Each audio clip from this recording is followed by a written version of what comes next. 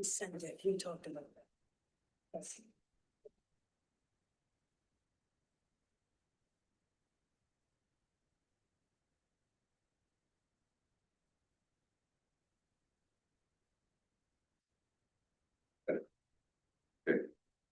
Will be in order at 6:33 p.m.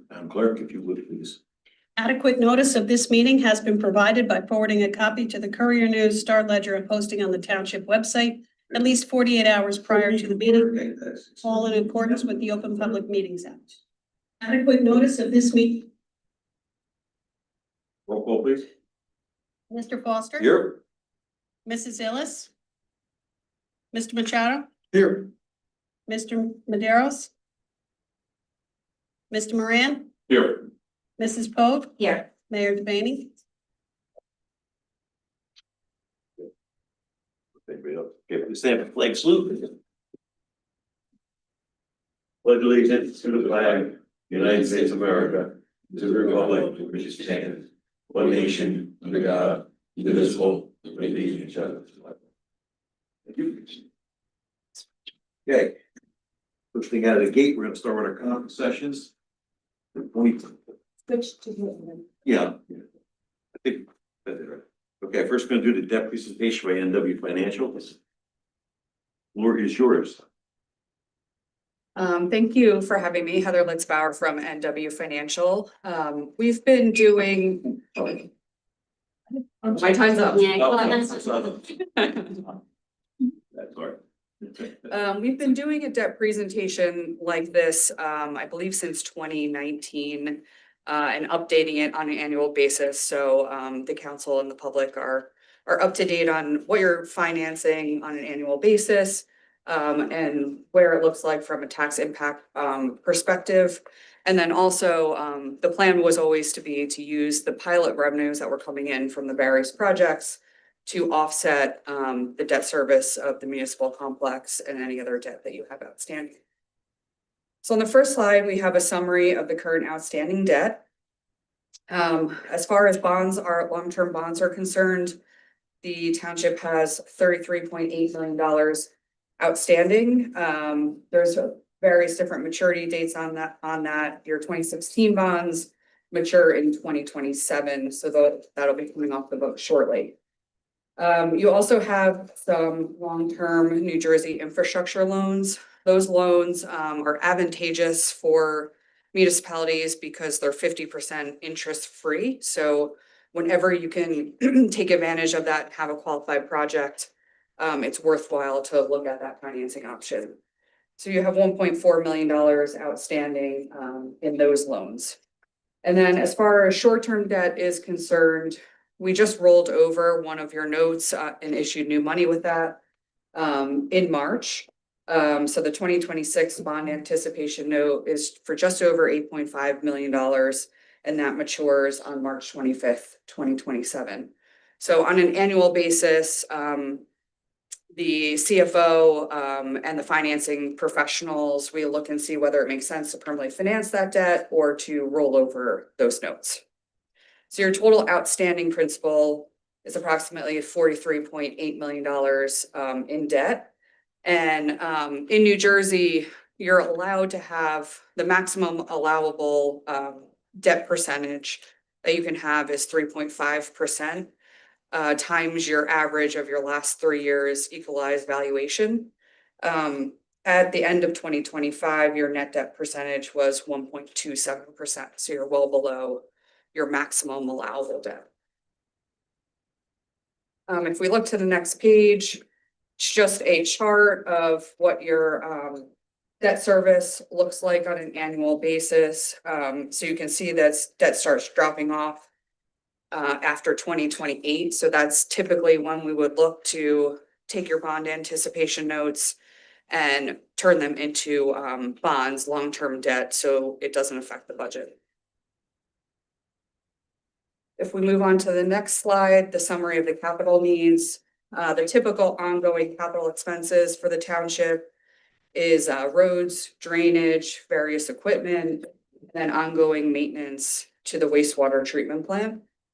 And just to give you a summary of the note issuance that was priced in March, Jeffries was the winning bidder at a net interest cost of 2.389%. Rates have risen in the short-term market, so it was very good that we sold in the middle of March. Issues with Iran and some other things have played a role into rising interest rates on the short-term market recently. That note issuance rolled over 2,365,000 from your 2025 bond anticipation notes. And then $6,164,000 was added new money for a total of $8,528,000. In your 2026 proposed budget, the capital plan is for approximately $14.2 million. That consists of approximately $1.55 million in authorized debt, and that's for roads, curbing, sidewalks, drainage, wastewater treatment plant upgrades, and various equipment. $6 million for an infrastructure bank project for electrical upgrades. So that would be a 50% interest-free loan, like I mentioned before. Can I just ask where those projects are, the electrical upgrades? Is that not for here, the building? It's for the wastewater treatment plant. Yeah, okay, thank you. 5.9 million of capital would be funded through grants, so something that you don't have to pay back, which is always nice to see. And then $830,000 from the capital improvement fund, which is part of your budget and I think already funded. On the next page, we have a summary of your existing and projected debt service. On the left-hand side, we have the $35 million of outstanding bonds. And then when we move over, you'll see the interest costs for the 2025 bands that we just paid. And then in 2026, the interest costs in 2027 for those notes that were just issued.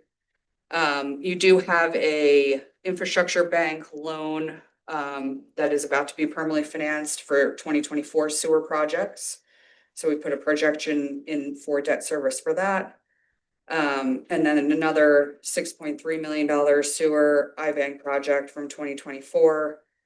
And then the next column, $10,073,000 for bonds, is basically the rollover, taking the rollover of the notes from 2026 and adding your new money that's authorized in debt, $1.5 million, and assuming we convert those into bonds next year. Obviously, we'll revisit it next year, but this is sort of a projection of what the debt service would look like.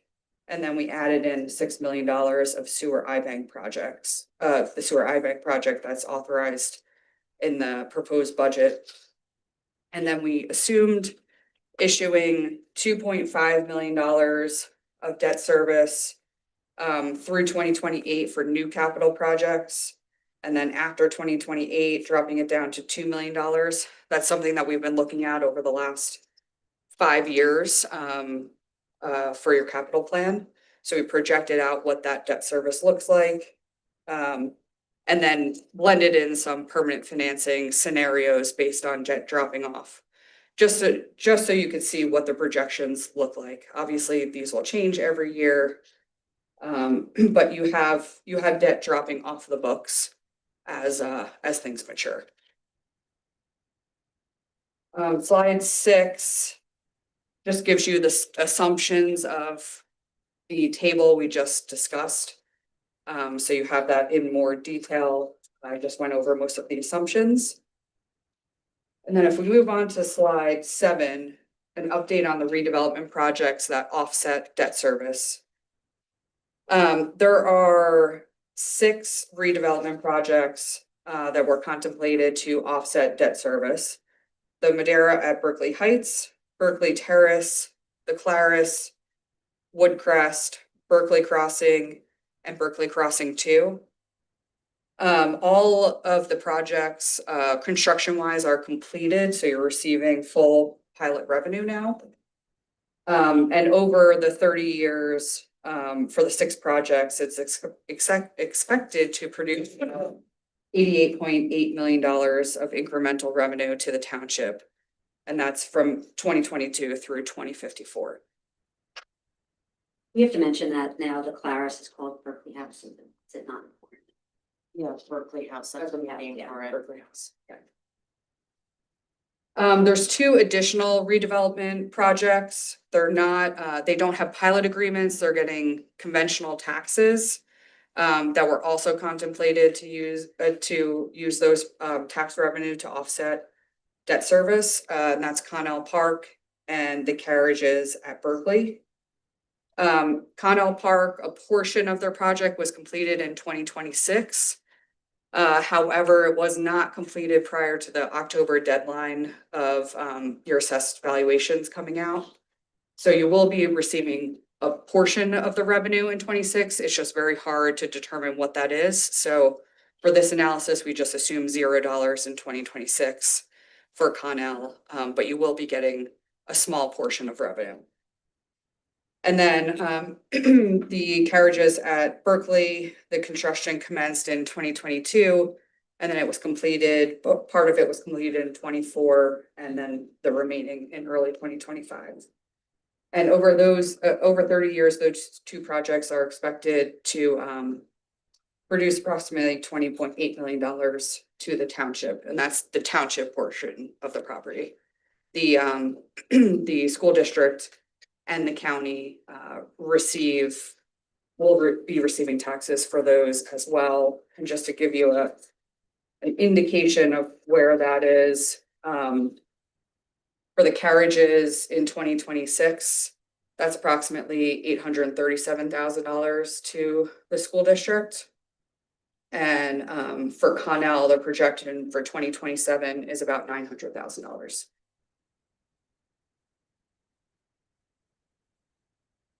So if you go to slide 9, we gave you a 30-year projection of what the revenues look like coming into the township for the 6 redevelopment projects, and then Connell Park and the carriages at Berkeley.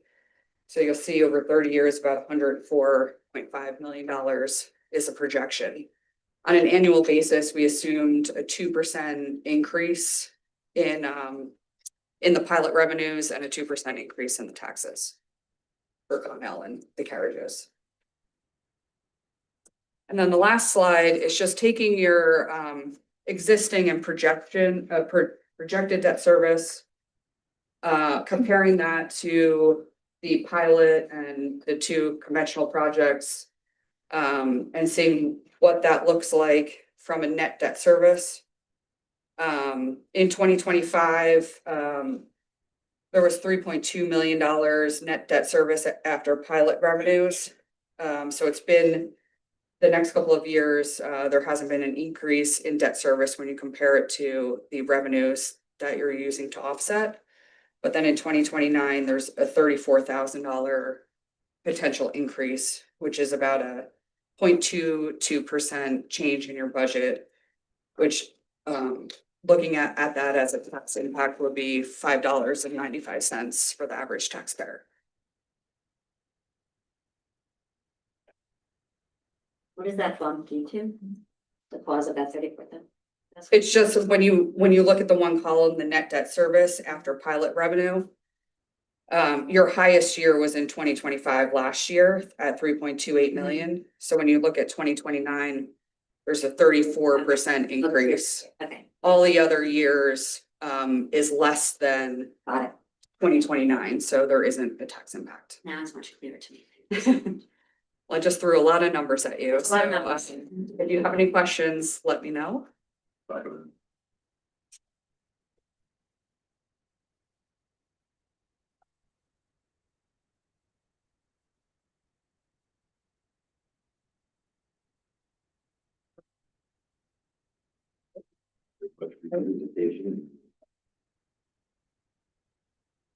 Go. Thank you. Okay. We're gonna get the meat and potatoes, the 2026 municipal budget presentation. Yes, thank you, Council President Foster. Sorry, go ahead. You taking questions Oh, on? sorry. Are we taking questions on what Heather talked about? I don't believe you do that, right? After it's done? After everything's done? Or is that, is that, So we can go, what? Did you have a question, Joe? Yeah, Okay.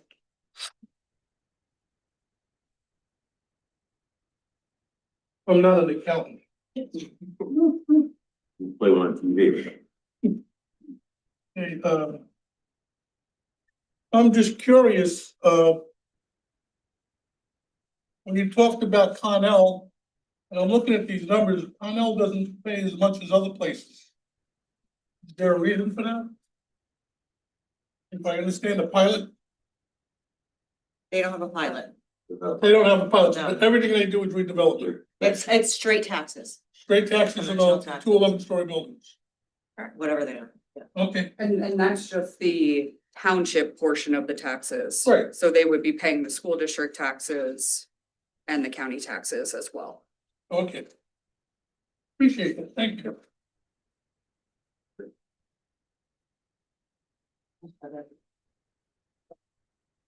Okay, so we'll move on to the municipal budget presentation, now, and I'm gonna attempt to talk. I'll actually have, with me here is our CFO, Diane Sherry. Diane, if you want to give a quick introduction while I figure out the technology here.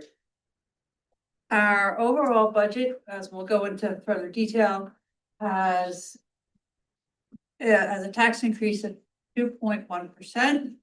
Our total appropriations are 35 million pretty much.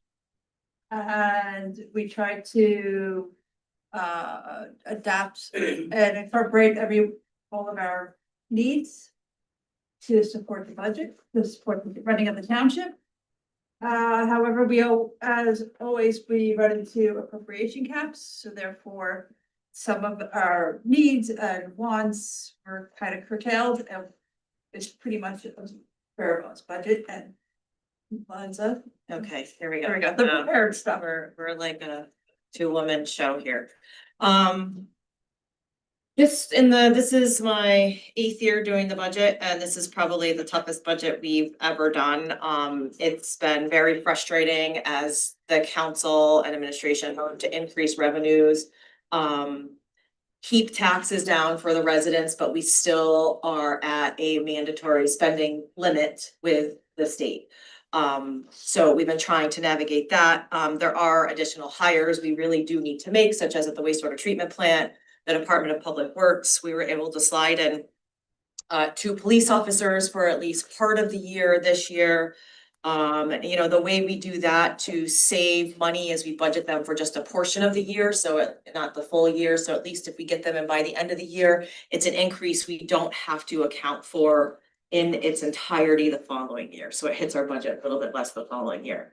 So that allows us to still make some of the hires, but to not pay for it for the entire year. And that's just a way we've been able to try to manage our budget for the past few years. I don't know how to use like Microsoft Word devices, by the way. I'm an Apple person. So I'm gonna try to do this while we're talking. So, the main goal of this year, as always, was to provide the residents of Berkeley Heights with a budget that really maintains the level of services they're accustomed to and anticipate the needs of our town with increased development. This includes major investments in the wastewater treatment plant, which council has been wonderful in supporting the past few years. Not only to stay in DEP compliance, but make sure all the infrastructure upgrades are completed as soon as possible, not just with time, but with funding available. We also every year need to make sure that we provide the financial matches for any grants we have for roads, sidewalks, drainage projects, because a lot of times these projects have to be awarded to a contractor or spent by a certain date. So we have to track that to make sure that we have any sort of required match in our capital budget in any given year. This year, we have 830,000 in capital items being funded out of current fund, which essentially means money on hand. We're not borrowing more to pay for those. And then something else that we are dealing with this year, as with most other municipalities in New Jersey, are large increases in non-discretionary fixed costs, namely healthcare, insurance, Liability insurance, right now, we really had to budget for fuel, given the instability in the world right now, and increased supply chain and labor costs.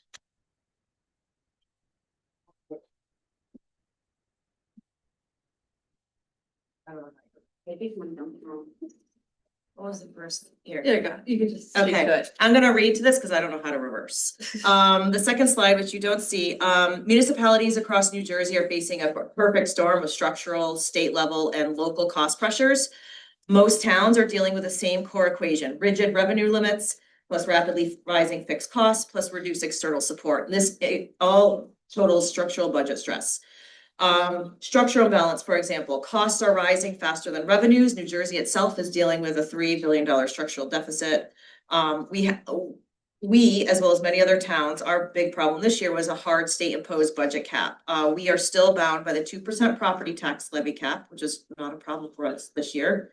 But the appropriations cap is what we struggled with. And the reason why is because costs like healthcare, pensions, and utilities, which we don't have any control over, often rise well above that 2%. And if you're limited at a 2% increase and those fixed costs are already far surpassing 2%, you can see where the problem lies there.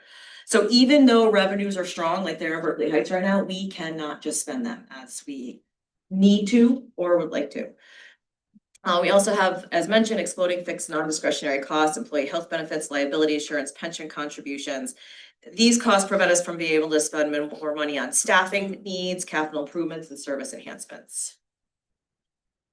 And now we're on the slide that's actually on the screen.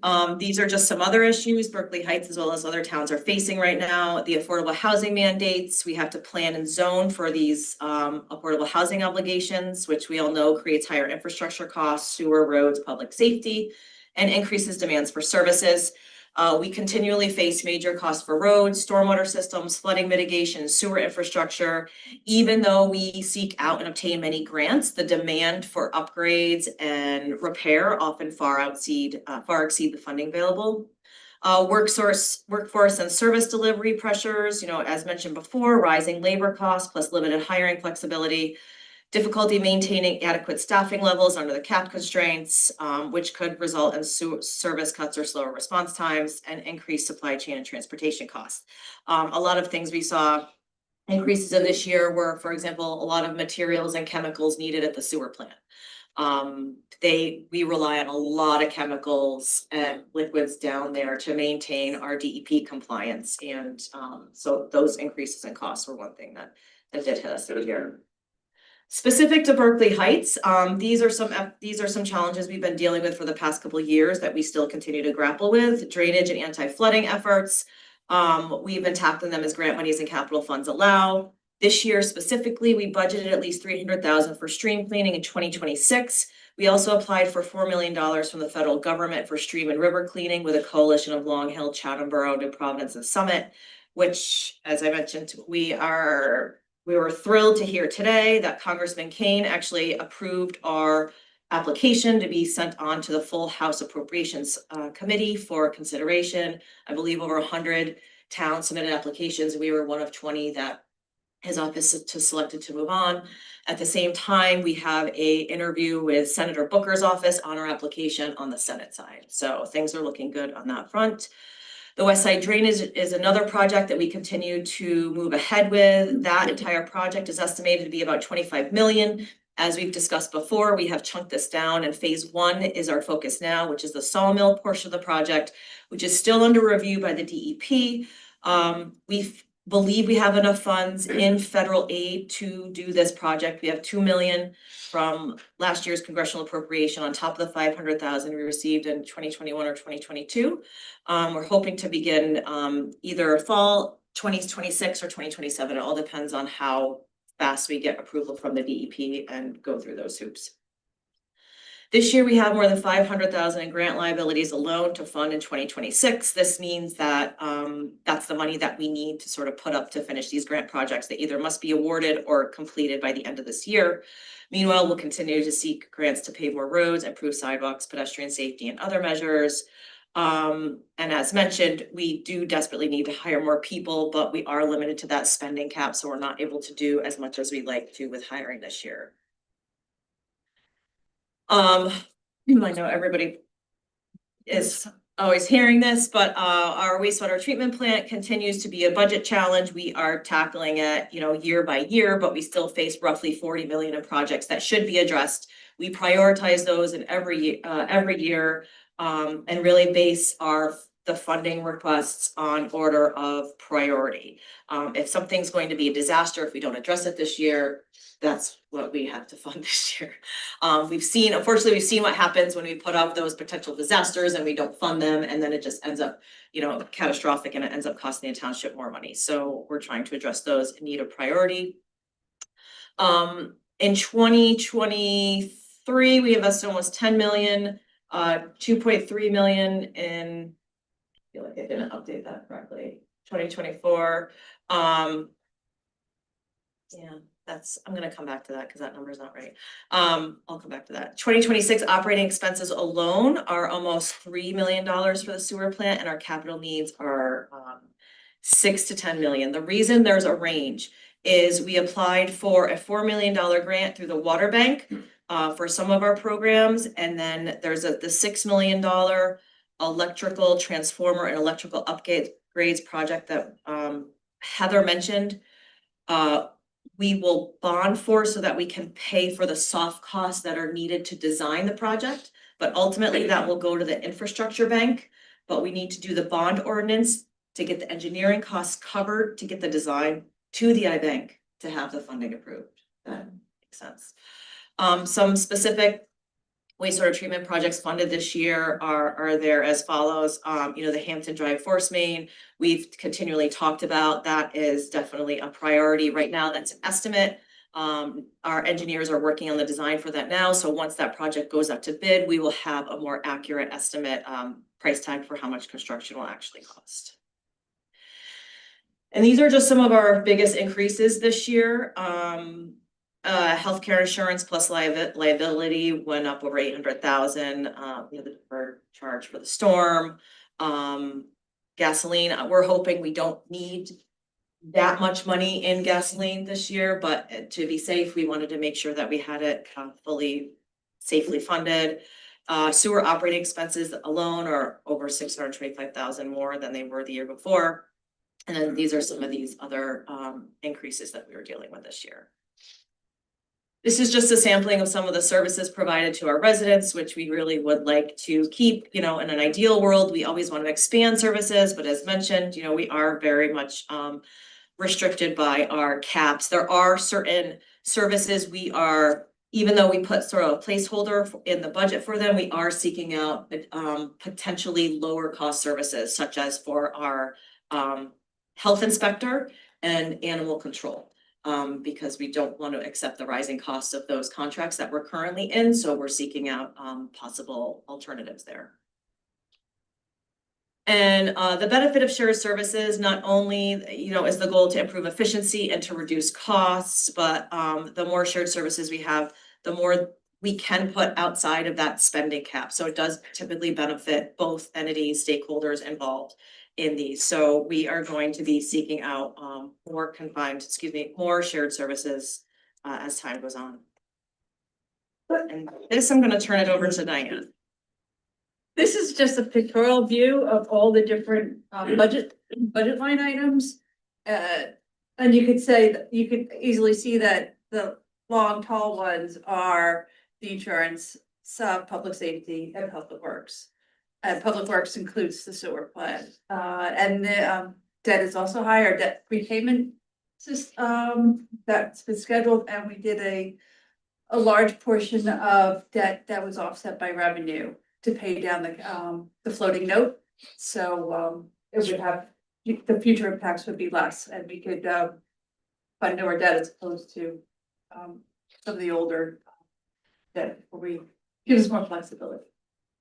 So our local revenues, and that's including our regular items as well as special items, is 8.3 million and change. It has gone up a little bit from last year. The state aid has remained constant. Uniform commercial code fees are a little higher than last year. We kept them neutral without going as high as we could in case projects such that Connell doesn't go online fast enough. We want to be a little conservative. Our shared service revenue went down a little bit due to some of the agreements with the school. And our grants, we're able to anticipate a few more earlier on this year, just for the timing of some of the grants coming in. The total breakdown, as you can see, the largest portion is school. The amount that we only control is 19%. Less than 19.5% of the budget. So when you receive your bill in the summer, you will see that if you're the average household, it's a little over 14,000, but only only less than 20% of it is our debt that we can actually, our bill that we can actually control. So as I mentioned before, the municipal tax increase was 2.1, which is very, very good, considering the average state was supposed to be held at 2%, with other increases and lots of different flexibilities to the formulas that we're allowed to do. So we think the average household will see about $57.50 a year. So you're talking a couple bucks a month. I hope that we did our best. And the total amount for the average household, about 322,000, is about $2,700 for the average household. So that's what our impact will be to everyone. And we know towns, I mean, Scott can weigh in, there are towns 5, 12, 18%, tax increase on the residents. The fact that we are at 2.1 is really, given everything that we have to pay for and given all the non-discretionary costs we had to incur this year. I mean, it was a group effort. It's really, we were pulling our hair out up until about an hour ago, but this is the budget. So we're pleased that was the tax impact for the residents. I mean, obviously nobody wants a tax increase, but like the fact that we were able to keep it as low as we were, it's great. So this is just a summary of some of the capital items that we have this year. Sewer, that 9.2 million, I just explained it's a little bit of a breakdown. 4 million of that is probably going to be in a grant. That 6 million won't actually be borrowed in full until next year. But just some of the projects that we do have to do, our collection system and manhole repairs, that is the #1 priority we need to address for the DEP. That means finding leaks in all of our pipes to keep the stormwater out. The more stormwater that goes into our sewer system, the worse it is for our DEP compliance, which means we get pushed out of permit compliance. What's discharged into the Passaic is out of compliance, and it could lead to DEP fines. Hampshire Drive Force Main, pump station assessments, several of our pump stations need to be assessed to figure out what upgrades they need. And then various equipment and replacement costs as well. For public works, waterway stream cleaning, I know council was you very much wanted to commit to having this be part of their budget to help with our anti-flooding efforts. Ride on lawnmower, equipment storage, dump truck with plow and salter. Police, there's a couple vehicles and radios, and yes, unfortunately the radios are significant cost, but we need to ensure for public safety that all of our first responder radios work in every building in the town, and right now that's not the case, so we have to address that. The fire department PPE is personal protective equipment, so the bunker gear they wear to protect themselves when they go into fires and related equipment, technical rescue jackets, SCBA cylinders, which is part of their air packs, and a hose, and engineering, I don't know how to go. Sidewalks and paving. Sidewalks, and we're actually able to keep the capital contribution for the township lower this year for engineering because we have existing capital. What we try to do in any given budget year before we put a proposal before council asking for more money is we go back and we look at every line item of existing capital in every department and see if there's any remaining that can be either used for similar purposes this year. Like say the fire department still has money left over from PPE that they've for whatever reason didn't spend 2 years ago. We will use that toward their purchases and then reduce this year's capital cost accordingly. So we try to do that we do that for every department. So that is why we do have some road money, sidewalk money, drainage money left over in pockets here and there. So that's why we were able to keep this year's capital cost to about 495,000. To augment the existing grants we have for the various engineering projects. This includes the Mountain Avenue Sidewalk Project, Snyder Avenue Sidewalk Project, Springfield Avenue Sidewalk and Lighting Project, and various other road repair and drainage projects. So moving forward, the township is going to pursue the following types of activities to reduce municipal costs so that we can continue to maintain the level of services our community deserves. So we're not panicking the week before the budget is due, thinking we need to lay people off or cut services. We're gonna seek out more shared services with other towns.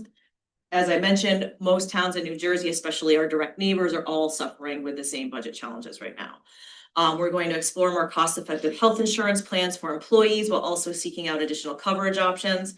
By additional coverage options, I mean that currently our healthcare provider covers family and singles. There is no option for couples coverage. Well, a lot of our employees are just couples. Their kids have aged out, so they don't need to pay for a family plan, and the township does not need to also bear the cost of family plans. So we're looking into more flexible options like that. We're going to continue to put certain infrastructure upgrade costs on developers. For example, we're talking to Connell under their planning board resolution of approval that they got for their current build out. They will probably be paying for our upgrades needed at the Connell pump station because that pump station only serves the flow coming through Connell. So we're doing that with other developers as well. Continue to seek out ways for developers to offset the impact on the community. And then as always, we are open to discussions with other towns to reduce costs. Okay, that's the end. So I just want to say thank you for your hard work, and a lot of it is funding our needs with long-term infrastructure rather than Band-Aids, so it's important. I know it costs money up front, but I think it's money well spent to do these long-term infrastructure things. And I have just a question. So that appropriations cap hasn't been looked at, right, since 2010? Correct. Correct. It has not. So I don't know, maybe we write to John and I were talking about this a little bit, writing to our legislators. Because everything else has gone up, why wouldn't that number go up just a little bit to make more sense to what's happening in the real time? Just a smidge, we only need is a smidge, really. So we were talking about writing to our LD 21 people, that it doesn't help you for this year, but perhaps it needs to be looked at, it's 16 If you start years. now, maybe we'll get it ready for. Yeah, exactly, so that is, I already have a couple of emails into both our LD, or 3 of them now, Yeah, that's right. LD. 21, right? I have two emails out. Anything will help. So it's just something to look at because again, like it's been 16 years. Right. Government moves slow. You So said thank you. 2027, I mean 2028, but yeah, we'd like it to turn around a lot quicker. I want The to. League of Municipalities is pushing too, so the more they hear, Mm-hmm, the better. exactly. And we were thinking maybe writing to some of our neighboring towns and seeing if they want to get on board Yeah. as well and having some of these conversations. Right, I have power in numbers. Exactly, exactly. It's time to look at this. Because if they're having the same issues we Right. are, And they are. why wouldn't they jump on board with that? They are. Come on down. And every year you'll get some exceptions to the cap that are like 1 year only, but that only helps you for 1 year. That 1 year. Like storms, right? Was it? Or the- no, but it's like summer. healthcare, you get so much outside can be moved. This year we did get a little bit of storm because of the governor declared an emergency on that. But there was no outside for gas or other things that, it's, no. I want to thank you all for due diligence on this right to the final hour and the midnight hour, putting the midnight oil, so to speak, but yeah, thank you for that.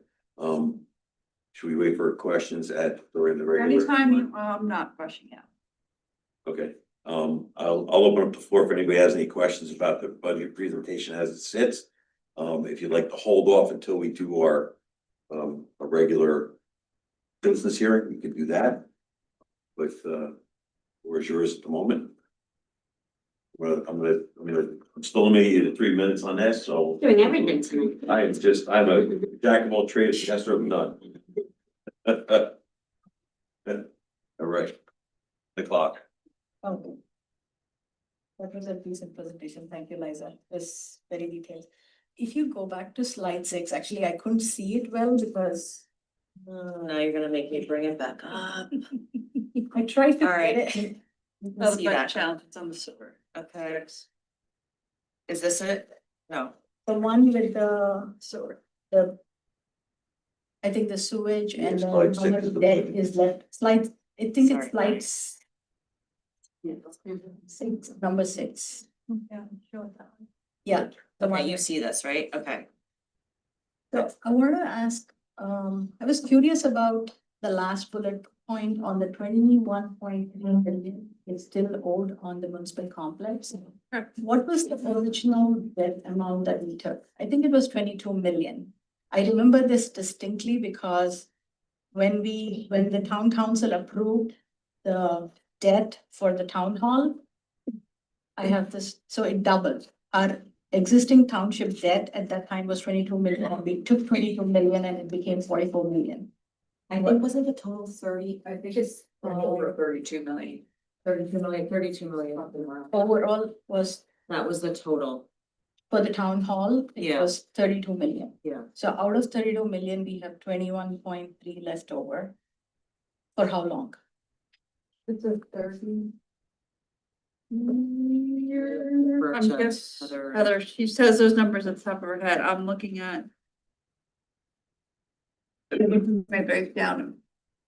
I think it's 52. 2052, it was like 30. So 32 million is the total debt for the town hall, Mm-hmm. and it's gonna end in 2052. What's the rate of interest? That's still have that. 4%, I believe. 4%.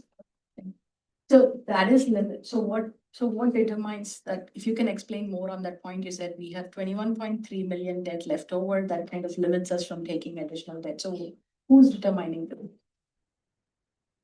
Who's determining? So that, on the presentation, you said, Right. if we wanna take more debt for the sewage plant or for Oh. anything else, we can't take it because this is limiting us, so what is the Well, actual? it's not that we can't, it's just we don't want to have such an impact on the taxpayers. Because we know that we're set to pay a certain amount every year for the building and other projects that we've committed to. So we're always sensitive to how much it's gonna add to every budget going forward. And then we also have to weigh the needs that we need to fix and do. So it's a constant balancing act. So what's the total township debt as of today? 43.8 million. 43.8 million, and out of which 21.3 is for the town. And the one other item was on the police vehicles, you said we are spending 243. What's the total number of vehicles we have and how many new are we getting?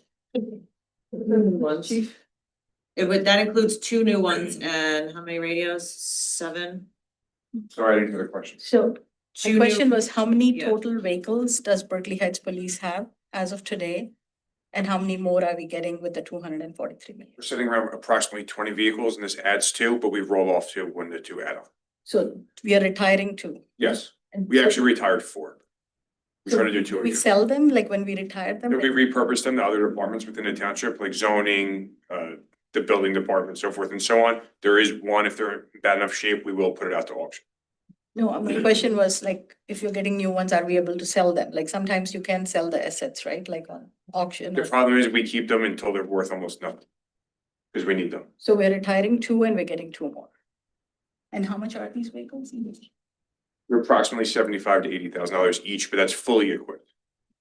Thank They're also sources of revenue, just so we know that. We do collect the vehicle fees and the admin fees for them. So we almost completely fund the vehicles every year. I think we were short $20,000 total combined for both vehicles You this mean when they're year. used like on, Yep, on the overtime like job. utility company jobs, hiring the police out, they pay, yeah. Source of revenue, meaning somebody pays you, so, When there's an overtime job, an extra duty job, okay, there's a fee assessed to the contractor, and we take that in as a revenue. So these 2 vehicles are almost completely taken in on the revenue side.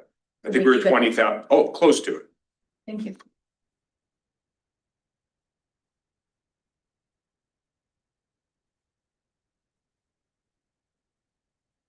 Anybody else? Okay, we'll move along. Okay. Approval of minutes. Okay, I move that the following minutes as distributed be accepted and approved. The public meetings, March 16, 2026, August 26, 2024, July 23, 2024, March 19, 2024. Second, Discussion? Roll call, please. Mr. Foster? Yes. Mr. Machado? Yes. Mr. Moran? Yes. Mrs. Pope? yes, Madam Clerk, can you read ordinance 2026-05, please? Calendar year 2026 ordinance to exceed the municipal budget appropriation limits and to establish a cap bank NJSA 40A:4-45.14. I move that the ordinance as read by the clerk be offered on the first reading, that May 5th, 2026 be set as the day for the public hearing, and that the clerk be directed to advertise said ordinance according to the law. second, Discussion? Roll call, please. Mr. Foster? Yes. Mr. Machado? Yes. Mr. Moran? Yes. Mrs. Pope? yes, I move resolution 2026-146, resolution authorizing the approval of the 2026 municipal budget for introduction and establishing May 5th, 2026 as the date of the public hearing and final adoption. second, Discussion? Roll call, please. Mr. Foster? Yes. Mr. Machado? Yes. Mr. Moran? Yes. Mrs. Pope? yes. I move to open the citizens hearing. I'll second that, and I will ask for discussion, and then I will ask for roll call. Mr. Foster? Yes. Mr. Machado? Yes. Mr. Moran? Yes. Mrs. Pope? Yes, All right, comments are welcome during the public comment period during this meeting on any matter of which the township has jurisdiction. To make your comment, the speaker must come forward to the microphone, state his or her name and address for the record. Each speaker will be limited to 3 minutes. Council President will keep time. Please promptly yield the floor when the time is called and return to your seat. Your cooperation and adherence to these rules of order will ensure an orderly and respectful meeting. Floor is yours.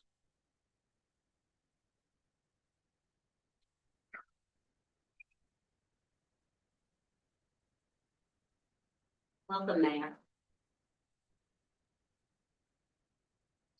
Second, settle in. Oh, God. All right. Okay, you're up. Good evening, Sasha Jolly, Berkeley Heights, and I am a member of the Board of Education, but as you know, I do not speak for the board, so this is just for me. So the comments and the questions I have are as it relates to Resolution 151 with respect to Lower Columbia Field Project. First question, can the council identify the specific funding authorization or appropriation that allows this project to move forward to bidding? We know that as presented, there are grants and donations, right, totaling $756,000 for the project. And I'd like to understand, given the budget presentation, where this is actually in the budget. And can the township confirm whether those funds have been formally appropriated by the governing body, where the funding is accounted for? Are any of these funds or grants currently part of the rec commission budget, given that the budgets are two separate and governed separately and the township is directing the project at this point? What has transpired to ensure proper accounting? Also, previously, this project was being run by Ms. Varner as part of the, as a volunteer in the rec commission, and now this is being, she's being paid by the township for the same work, and kind of curious as to the rationale. Does the rec commission not want to pursue this project since the project originated with the rec commission under NJSA 40:12? Can the council clarify what action was taken to move forward to, independent of the commission? And then with respect to NJDEP approvals, has the township obtained all the required approvals from the Department of Environmental Protection for this project, given the presence of hydric soils and proposed drainage work? Can the council confirm whether any NJDEP permits have been applied for or issued for this project prior to moving forward with the bidding? And then with respect to, I think at the last meeting I attended, the exec session could not be held to discuss certain proposals because of quorum. Looks like We don't have that issue, we would have that issue tonight as well. So my question to the council is, when do we anticipate having that discussion in exec with respect to the proposals with pilot and shared services agreements, given that we're all in budget season? Thank you. Take part of the funding issue. I don't know where we are. So we've I don't know. where we said are. multiple times that this is being funded with grants, so I'm not really sure like what the genesis is for that, but this is being funded entirely with grants. When the bids come back, we will know. And let me just add, because I'm trying to remember, so I was trying to settle in. Grants in which the township is the grantee. Correct. Yes. Correct.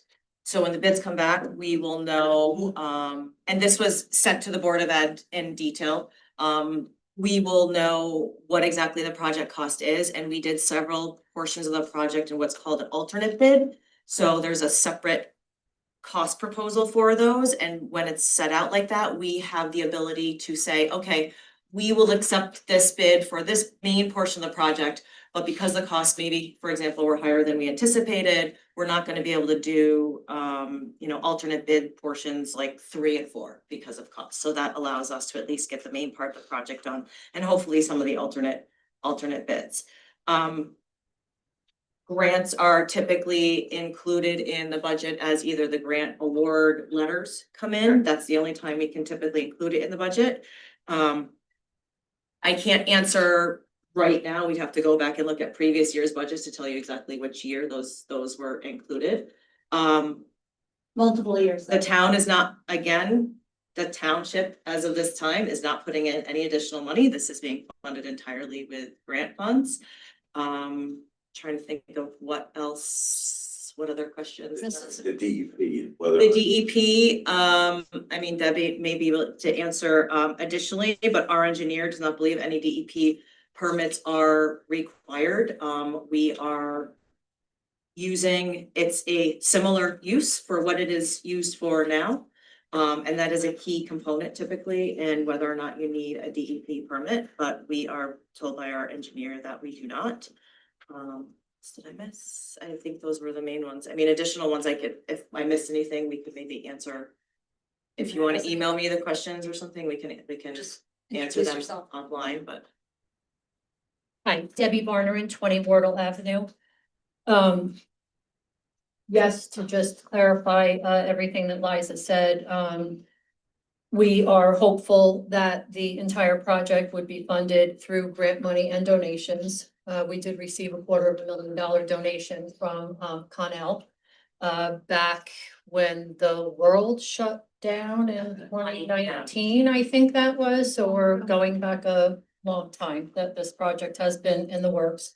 And to clarify again what Liza said, the New Jersey DEP approval, both our township engineer and the engineer that we hired to do this project had said that we do not need the DEP approval because we are not doing the artificial turf, because it is a similar use, and because we are not replacing a tremendous amount. They're being very careful with what is being done in the area. In regards to my position, I don't really think I owe anybody a reason as to why I'm not on the rec commission. My husband knows why, and that's about all that I care to share that with. And when that did happen, I did ask for you to come on as a township employee, which is a more sound way to have a township employee manage a project than a volunteer. And you did agree to do that. So that was a conversation that we had. Right. I did try to get minimum wage. You tried But to not be paid, but we could. It was also agreed upon with the mayor. I'm speaking on your behalf, but you did reach out to the acting chair at the time, and he agreed that because I had the most knowledge and the most experience with this project, that it is of the best interest of Berkeley Heights, that I manage the project. In looking into it a little bit further, we determined that the lease agreement is with the township for the property, as well as all of the grants and the donations were given to the township. And if I could just add to this, with a project of this magnitude, there needs to be accountability by paid township staff. I need to know what's going on. I need to be able to report to council what's going on. This is happening on township property. It has to be overseen by people who are staff, official staff. So this is the way to make sure that we're all in the loop on what's going on a more than $1 million. And if I may, what is this pilot and shared service that Ms. Jolly referred to? It's a request from the Board of Education. Okay, so she wasn't speaking on behalf of so I don't know anything about this. No, It's an executive session, so if she's not speaking on behalf of the Board of Education, I'm not quite sure why that was brought up. Seems like that's a contradiction, what you're saying. That's all I have. And thank you for taking this project on. Thank you. The executive session was in the public agenda. Apologize. It's related to a request for pilot funds and what was the other thing? And shared services agreement. And so Our budget to the Board of Education. it was, those are, we spoke about it in public at the board meeting, and as a resident, I came to the meeting. It was on the agenda for contract negotiations, yes. And, but the exec session was listed, but then it could not occur because people had to recuse themselves. So that's what I was referring to. So it was on the exec agenda. And I It's didn't not think, today. right, and it's not today. So I was just asking when the next exec agenda was going to occur to have a town council To discussion. answer your question, there's no scheduled date at this time. Thank you, thank you.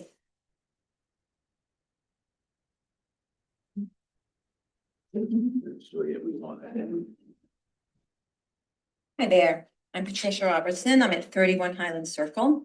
I too had a question about the fields and the sports complex, some of which I think you've already answered, but I think I just want to clarify.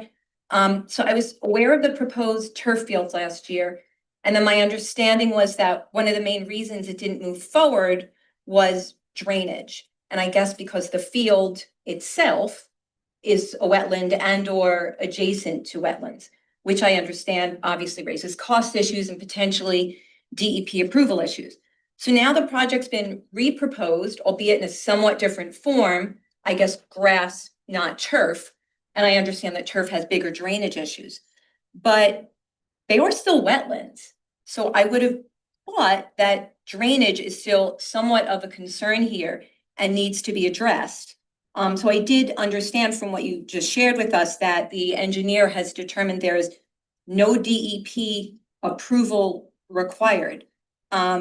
And I guess just as a citizen, I have concerns about that, given that it was such a great concern. And I understand that going from turf to grass does mitigate that somewhat, but it seems like a bit of a cursory sort of response. And so I would ask, has the engineer, in coming to that conclusion, has he had discussions with the DEP to determine this?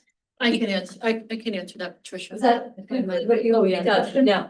Because, obviously before we move forward, DEP approval has got to be top of mind for us. Sure. To make sure that as we move forward, we're spending these very generously donated funds appropriately.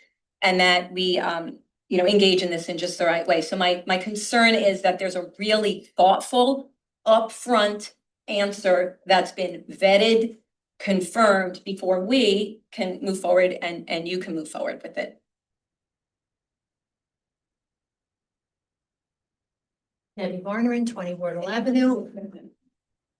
So I don't know where you got your information from, but the reason why we are not going with synthetic turf and the reason why we are going with natural turf is not because of drainage. It is because the DEP classifies synthetic turf as a structure.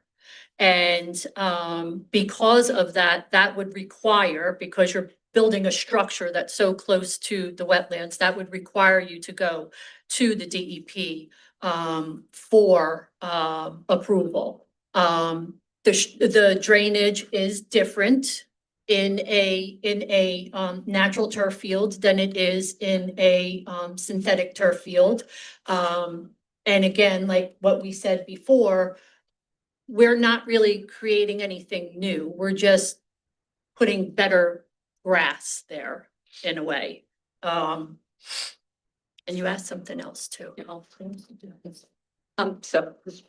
So with respect to the drainage then that needs to be done, given that it is wetlands, I don't know what's involved in whatever drainage apparatus is being utilized. Does that in and of itself, also same question, create a need for DEP approval? And has that been vetted, confirmed by engineer before we move forward? Right. Thank you.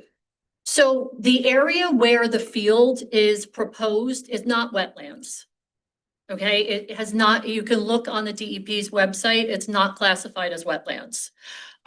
There are 3 characteristics that have to be present in order for something to be classified. Now, again, I am not an engineer, I'm not an environmentalist, I don't work for the DEP. This is 10 years of working on this. So please forgive me if I misspeak a little bit. But from what I understand, there's 3 classifications for an area to be classified as wetlands. 1 is vegetation, present vegetation. 2 is hydric soil. And 3 is, I don't remember, but there's another one. We can, if we wanted to, go down the path for an artificial turf. And we can go to the DEP.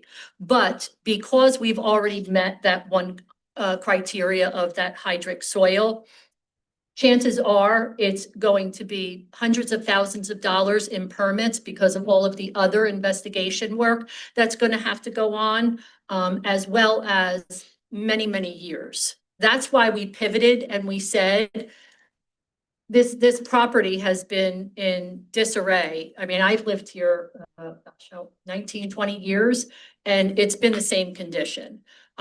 So we made the decision to pivot, to give the community a beautiful area. And instead of doing the artificial turf, we're exploring doing the entire area, give a refresh of the entire area, the baseball fields, the basketball courts, the fencing, the entrance to where the playground camp is. So it's a all-encompassing project now, instead of just focusing on an artificial turf for a multi-purpose field. Contingent on the bid coming back and the funding being available. Of course. Sorry, President Weiss. Of course. Cheering too loud of the game today. Natasha's daughter hit a double. She had a good game. This is all dependent on what the pricing comes back at. And Deb, I just want to say, got 2 out of 3, which is amazing considering the verbiage. But it's hydric soils, hydrophytic vegetation, which I can't even pronounce that one, and wetland hydrology, which is saturated or inundated with water. Yeah. Got 2 right off out of your brain. That's great. Awesome. Thank you.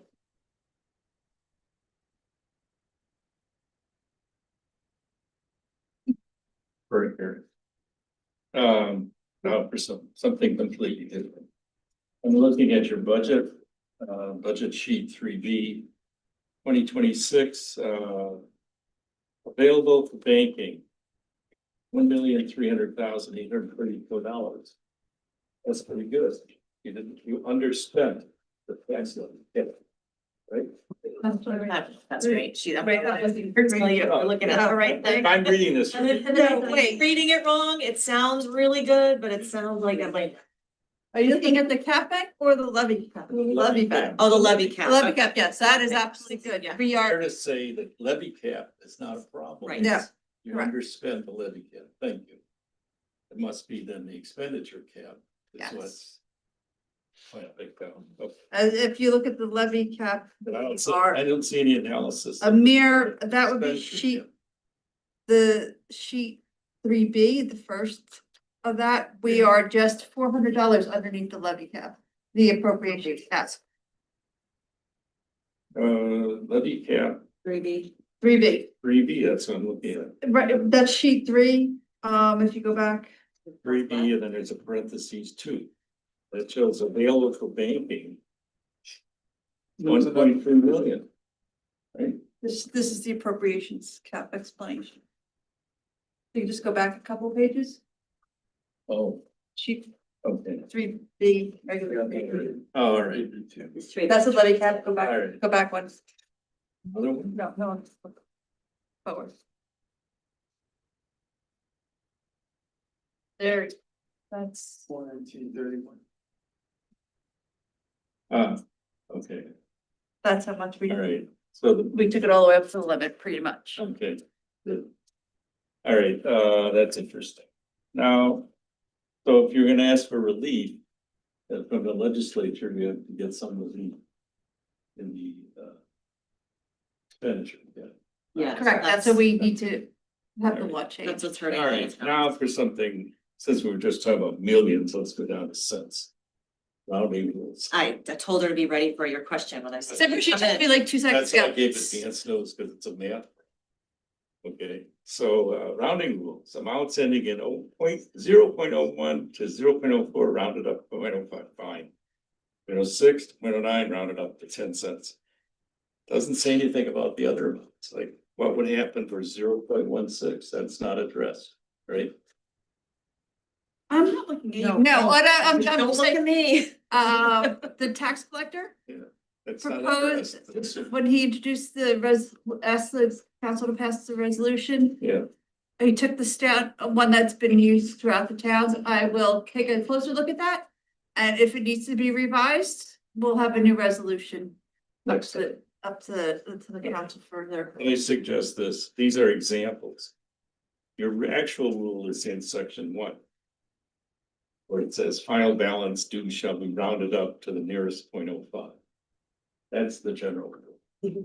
These two things here that I question are just examples of what you're doing. They're not a complete list of examples. The only thing that should survive section 2 is no amounts will be rounded down under any. That's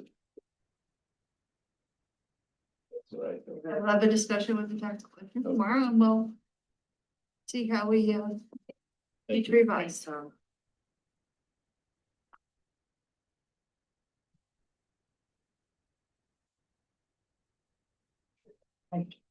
Hey, good evening, Cyber Media. So my first question is on NJDEP permits are not required is a statement from the engineer. Do we have this documented from the engineer? I don't know, I have to go back and look through our Because communication. I think in multiple meetings, and I believe it was Harbor Consultants who basically said the soil is hydric and that is the reason why we're not going for initially it was like it's free, like, it'll be green acres. So we will do the turf, now we cannot. So now we are hearing that I love natural fields, but this particular statement that NJDEP permits are not required. Like, I think that needs to be done. I did a quick search before I came here. I couldn't find anywhere related to this project that it has been documented. And who is the engineer who is recommending or stating this? It's Harbor that's doing it. So- Harbor's doing the design. And they have documented it to the administration? If there were permits required, they would tell us there were permits required. Actually in communication with the DEP now because somebody contacted them about it. Not me. And Yeah, well, good. We would not move forward with a project that needs DEP permits without getting DEP permits. Okay. So yeah, I mean, just I to mean- be simple, we have to rely on their expertise and their Right. advice, and that's what we're doing. So I hear this all the time, Angie, that we hire experts, we need to, believe them. I strongly believe in trust but verify. So I would trust them, but I would like to verify it. So, Well, the DEP is verifying it right now. okay. Yeah, they All I'm contacted saying us, is, Last week. okay, I'll come to the next meeting as a follow-up, or you can email it to me. If you Yeah. can, I need a documented thing from the consultant who is in charge of the project. They've got the bid, right? Or in what capacity have they made that? So They're designing the project, so and when the engineers design the project, they are in charge of telling the client, us in this case, Mhm. what, if any, permits are going to be required for the project. Okay. And then there's cost associated with it, they are in charge of applying for the permits, that all has to happen before the project can move forward. So if they can document it and we can see it documented from the designers that no NJDEP permits are required for Lower Columbia, that's all I would like to see. I You want. guys can put in an Oprah request for that. No, I'm not putting an open request. I'm just asking you here, like, we are spending taxpayer dollars Correct. and you got grants, you're using Correct. it. So I just want to know if it is documented. If you want me to submit an open request, I can do that. If you want me to go to the DEP, I can do that. We don't have all the communication in front of me right now, that's why Can I ask but. a question? You just said that we're using taxpayer dollars. There's nothing like that. No taxpayer There's no dollars. taxpayer For the dollars. 80th Let's clear that right time, up. no taxpayer Put dollars that right up. are being used for this project. It's Hey. all being paid for with grant money. Okay, so I wanna. Just I wanna like, sorry, you it's know not that the you. engineer- can We I keep just- getting this question Right, hold on. and For 1 second, just because I think I clarified, we know that Victor has spoken, or his environmental expert has spoken to the DEP. Yes. So when you say grants are not taxpayer dollars, I just want to put it on the record. All grants, be it federal or state, are funded by who? Most of the time, like, for example, the It's not free money. serve and Connell. No, all I'm are saying not. is the grant money, when We Liza do says, get private grants occasionally. yeah, But the so, majority of the time, I hear what you're saying, it's county or state. so or I just federal want tax to dollars. level set and when residents come or ask and say taxpayer dollars, we are basically shooed away saying, no, this is grant money. Grant money is not it would just be free. otherwise given to other towns. I And they're understand. taking advantage of it. So it's not additional taxpayer money being used. But But you're it's- taking advantage of taxes already being paid into the system to get improvements for our town. It's tax dollars and It's not then just whatever. Berkeley Heights tax dollars, it's spread out through the whole county, so everyone who lives in Union County is paying their tax dollars. If we don't take advantage of some of these grants from Union County, it's not on all of our backs, I think and it's federal the just- same thing. I think it's semantics or preference of, there are people who feel like if It's they not get a free grant money. and it's not coming out of their local tax dollars, then that's a grant. I hear what you're saying, that it's all a part of the bigger picture of tax dollars, so I think it's probably just semantics at this Yeah, point. so now, coming down to, so if I can get that NJDEP permit not quit. Also, I wanna know where in the budget line are the specific grants that the rec commission plans to run for this? It's not. They're correct. not, it's not the rec commission, it's Okay. township, we are the grantee, Mhm. and it's been over multiple years, we don't have that information readily handy. So over multiple years, we got a state appropriation for Lower Columbia, we've gotten the corporate grants, we've gotten. So it's in multiple budget State years. grants. show up I in our don't think we've audit. gotten any county grants towards this, correct? Yes, There's Oh, one. there, you have one, because Yeah. record, okay, so multiple years, so it's not in one place at one time, as we got them, they were incorporated into the budget, we hold on to that money. Usually it's finite, you usually have like 24 months typically to spend out that money, so that's why we're trying to get everything tied up as best as we can, so that's the answer. Now, also I heard Natasha's question. I don't think Natasha asked about why Deborah was on the rec commission. I think the question was whether the rec commission is responsible for this project, for the Lower Columbia project. No. No, okay. So, and there is no separate project line in the budget, I believe. This is all accumulated grants from over the years. And so there is no township so the township employee that is overseeing that is Mrs. Warren. Correct. Correct. So now I have a question on how many candidates applied? Did you post for this position? We did. How many candidates applied? One, One. And only one was interviewed? yes, Okay. Okay. the one that was most qualified. Okay, and I believe you. So moving on to the other grant project, which is the Sherman Avenue project. I see it's on the agenda with a 5.75% hike. I think we're spending another 66,000 on Sherman Avenue. So my three main questions are, who designed Sherman Avenue? Arterial, they're a design firm, They specialize in streetscaping and, Yeah. yeah. And do we have planning board and Berkeley Heights Police Department's approval for the design? It has gone through, the police have been on board, they've known about this project since we did the initial walkthrough. If it needed planning board approval, would go to the planning board, I can't even remember, yeah, that would- honestly, I can't remember. That would go for, approval is the wrong word for it, because they don't have, actually have the right to approve or disapprove it, it's like a courtesy consistency review. With the master plan, Well, which it is in direct alignment Yeah, with the master.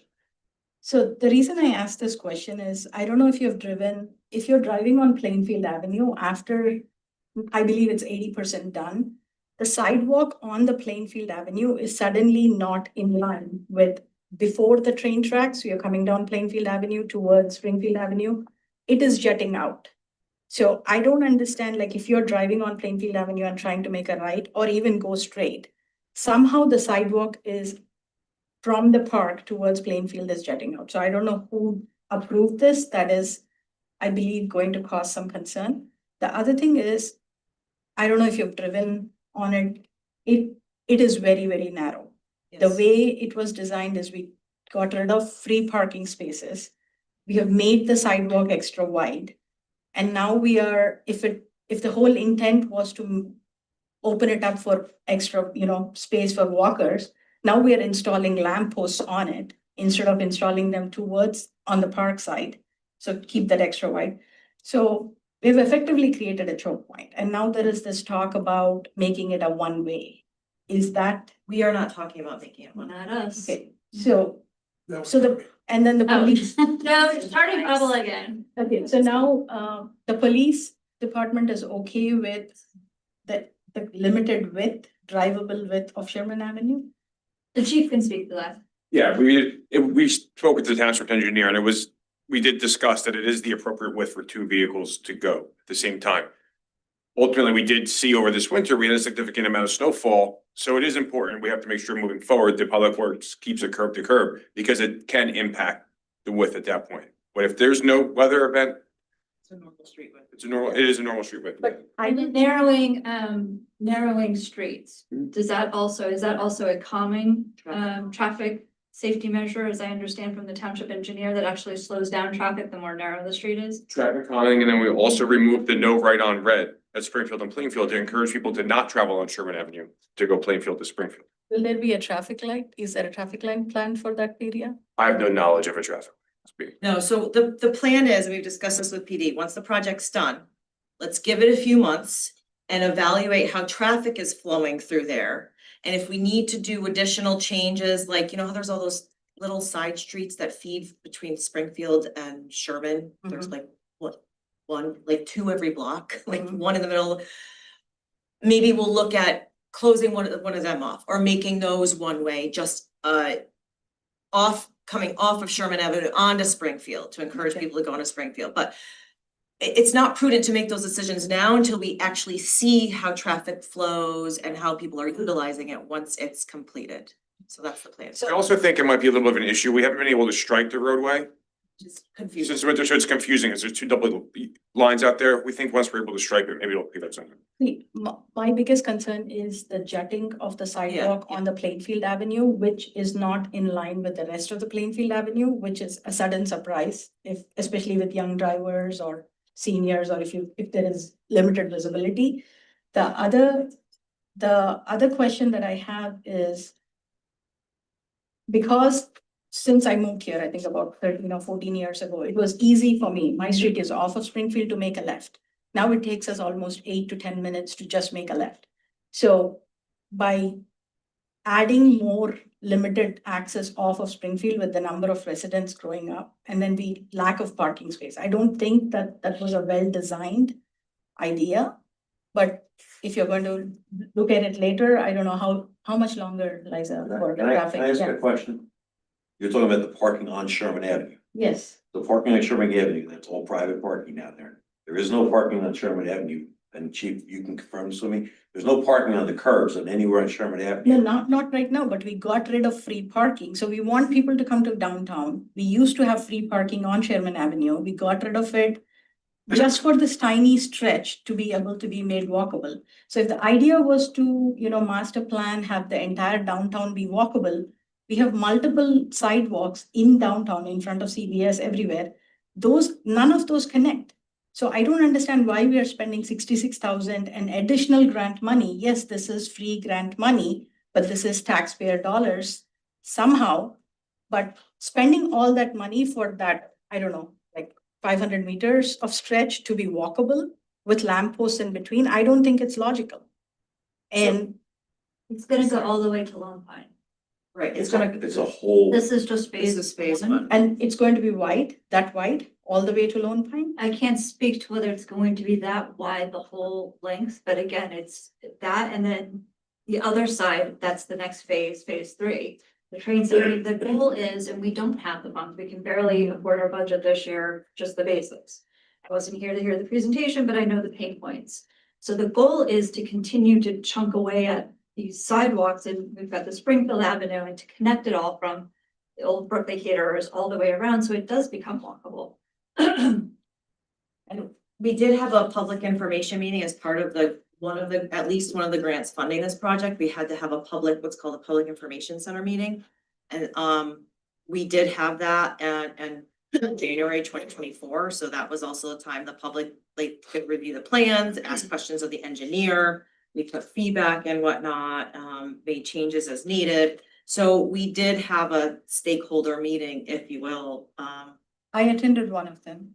Yeah, I did. That was the one I yeah. got. So So maybe I was the lone voice who said, I don't like reducing the width of the roads. See, also respectfully, I hear you when you say there are budget constraints, but it was very surprising to see in December a resolution to increase the salary across the board, the salary ranges. And that was done in December, and now we are I think in March is when everybody started hearing that we have budget concerns, so bulk, chipping might not happen. So did we factor all this in when you did the overall salary cap increases? I'm sure it was contractual, people were bumping up, I don't know specifically what you're talking about, I don't think it was across the board, it was probably several positions. So you increased the salary cap for town council members, for that mayor? was couple That was years ago. That was a No, year or It two was a ago. year ago. No, year this ago. December. No, that was not this December. So that The is. council budget, people yeah. was not. And Okay. compared to other towns, our stipends, really what they are very low compared to other towns. And some towns give health benefits to their council members. We don't do anything like that. Well, It's we can't afford that. exactly. And I think it was $500 times 7, I think it was the increase from last year.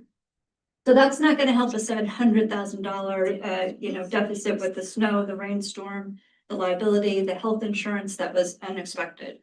Maybe the legal cost can be reduced. Like, do we actually need an attorney sitting all through this? Like since. Required.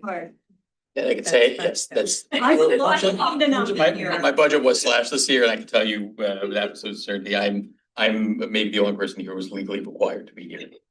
Sure. Since I've been here, no offense, but I saw you on your cell phone like 80% of the time. So I feel like, is it actually required for us to spend this time? I'll tell you just, if anyone sees me on the phone, I'm usually looking up something that someone said, because my internet on my computer is not great, but yeah. Thank you. And I just want to say, I'm glad that you took the no right turn sign from Plainfield to Springfield, because I was one of those people that cut through Sherman Avenue to avoid that very long light. Raise your hand if you did it. And now I don't have to do that anymore. So what I'm hoping is that Sherman Avenue doesn't become a cut through, that it just becomes a more walkable street. So thank you, Chief. Consensus. Okay. So I'm David Sankel, 75 Grandview Ave. So I'm a resident raising my family here in Berkeley Heights, and I want to thank you for your time tonight and the work you've put into drafting this 2026 budget. As someone who manages the accounting and budget for a nonprofit organization, I know firsthand how challenging it can be to deal with rising operational costs while delivering on your core mission. But as a taxpayer, I have to look closely at our bottom line and ask where we can find better efficiencies to stabilize our taxes. So looking at this budget, I want to focus on our municipal debt and our statutory expenses. First, our municipal debt service sits at just over 6 million this year. That is exactly 17.4% of our entire operating budget. And municipal finance crossing the 15% threshold means we are taking on a heavily leveraged debt burden that severely restricts our financial flexibility. To prevent us from hitting the 20% danger zone, we really got to rein in the 6-year capital plan. This year alone, we have $770,000 outlined for vehicle acquisitions and another $655,000 for DPW equipment. I am asking the council to extend the life cycle of our current fleet and defer these non-emergency purchases. Every dollar we borrow today simply balloons that 17.4 debt burden tomorrow. Second, let's look at the employee group insurance, costing the town nearly $3 million inside the cap. We have only budgeted $27,000 for health benefit waivers. By significantly increasing the financial incentive for employees to get coverage elsewhere, we can move more individuals off our expensive insurance rolls, resulting in substantial net savings potentially. Finally, regarding the library, I recognize the 1.73 million appropriation is a strict state mandated minimum. However, state law allows municipalities to recapture unused library funds if the library's undesignated surplus exceeds 20% of its audited operating expenses. So before you cast your final vote, I respectfully ask, will you commit to deferring non-essential capital purchases? And will you formally request the library board to return any qualifying excess surplus for direct property tax relief? Thank you for your time.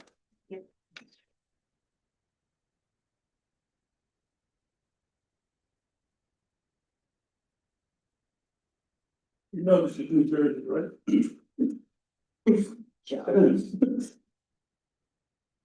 Joe Danza, 923 Mountain Avenue. Where's that young lady? Tomorrow night, planning board, they have all the information about the field. You can go online and look at it and see all those stuff. And by the way, if you're an employee of the town, it's tax dollars being used. So you know. All right. With all due respect, young lady, you've announced that you're not going to run for mayor again. In the event that you're abducted by aliens prior to December 31st, do we have a plan in place? There's a legal Oh, I know about the legal thing. vacancy, there's a whole process, legal process. I hope I don't get abducted by aliens. Right. Well, as you may guess, there's a lot of speculation that you may hit the lottery and leave sooner than later. Who's speculating? Are you talking to my husband online? No, I don't talk to anyone online. You might rush that. Okay, now, I'm gonna bring this up, this is all about some of the elections. As I know when David Cohn left, there was a process that I looked into, and I looked at the municipal code, it could be very interesting. All right, now, we have two of the people that are running for the office are on the council now. So I assume one of them is gonna win. So when one of them wins, what happens to the that position? Because their term of office continues. Okay, so I'm gonna wing this, but Scott, correct me. I think if John wins and the Republican Party puts forward 3 names, if Suvison wins, the Democratic Party puts forward 3 names, and then the council votes on it. Is that correct? That's actually, I survived one of those meetings, yes. On the Correct. last in the Okay. yes. Am I right? This, Okay. Jennifer, I'm not sure when the terms will end, depending on timing, they may call for a special election to fill the remainder of the term, but. You have a year left, I think. But you're 29. My first year. I'm just work that up. Okay. On tax map number 2201-15, which is exempted Board of Education. On the tax map 2201-19, exempted YMCA. And on tax map 2201-18, exempted American Legion. This is behind, I think, the U school. Anyway, there are pieces of construction equipment there and appearances of altering landscape. Does anybody know what's going on there? I was there today, Joe. It looks like they're putting up a retaining wall to keep the dirt and stuff from falling into the parking lot. No, the fly. Oh, the block. Okay. Yeah, it looks like they're putting up a retaining wall in wood to make it, you know. Oh, is that the stormwater? I was there today, just happened to be there, and I actually looked out the back window, and I was like, what are these guys doing out there? And that's what I saw them putting up, they're putting up, like, railroad ties. Railroad ties, timbers, right, gotcha. And because it pitches, and I think something was coming into the parking lot and whatever, and they got their buses parked back there, so before it creates a landslide. Thank you. I hope that helps. Okay, for the third time, there's been a change in one of the affordable housing units. It was the Stratton House, became the Claris, now it's the Berkeley House. Does the township benefit financially any way from these changes? We just have to approve them, right? That's all I'm with. We just approved the ownership. Oh, ownership. The board owns sold to the new owner. But isn't there, like, there's a sale and is there any kind of money that's generated? No, just between the former owner and the current owner. I don't know what the contract is. I don't know. Okey dokey. It doesn't change our pilot, put it that way. Question on the bill. Fagan dispatching service is over $42,000. No, anything, dispatching services, $42,231. Which. General administration pricing, police dispatch, Union County General Administration. That's our shared service payment. Yeah, is it, but the vendor's Fagan? That's what I see here, Fagan, that's what I was looking at, I was just curious. Well, you have to show us, Joe, because that's the county of Union. That's a purely shared service with the county of Union. They don't outsource as far as I know. Says general administration. Okay, I just thought it was kind of, Training. I don't know how the dispatching works. He would know. Yeah, but for 42,000? No, I think the numbers are. Oh, okay. So, All right, I also saw, actually, for Officer Bacon, and as a separate item. It could have. And then shared dispatch, Two different. two different bills. expenses. Okay. so if you call one of those numbers for an emergency, do I get Berkeley Heights or do I get Union County? If you call 911, Yeah, you get Union County okay, dispatch. thank you. On 2026-150, it's about, there's a number of engineering firms. And, my question is, what is a special project? It doesn't, Wait, is it again? What? Who's the vendor? 2026-150. It specifically, it has about 8 different Oh, engineering. That's what you want to be.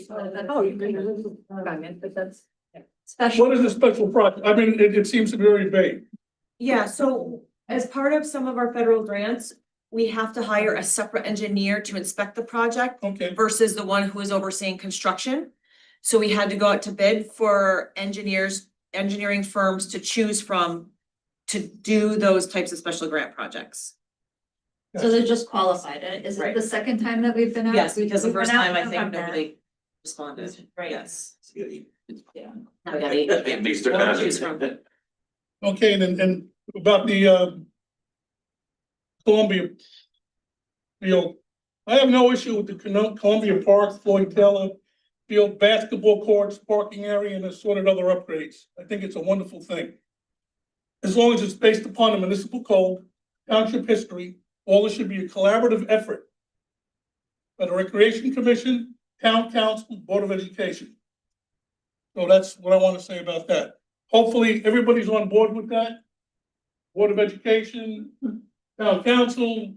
We love it. Okay, no, I know you're she was very passionate about it, so that's a good thing.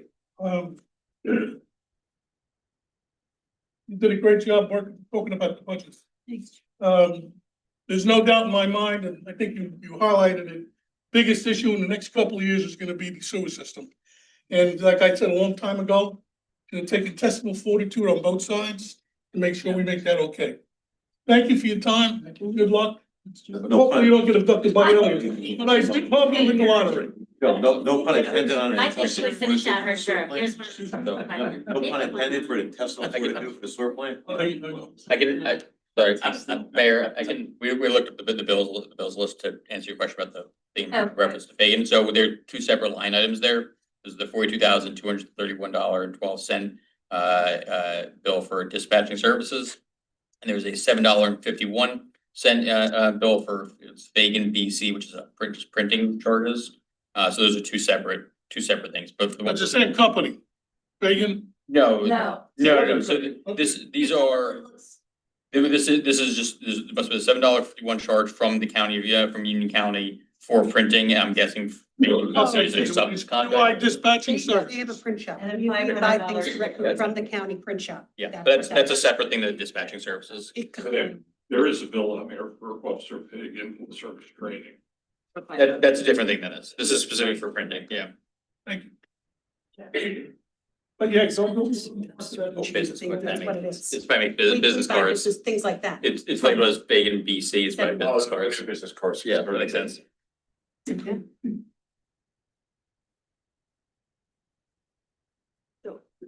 Follow-up question too. I think it was David Single who came and asked if we can use the existing fleet of vehicles and not increase the budget.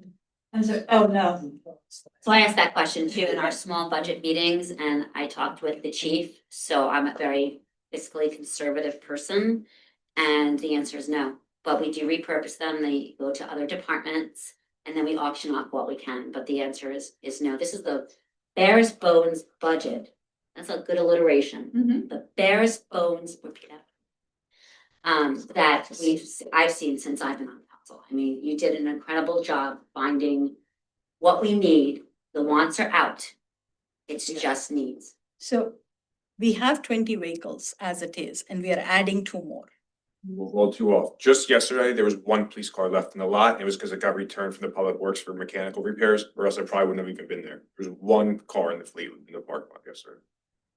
So we are a township with like what, 6-mile radius, and how many police officers do we have?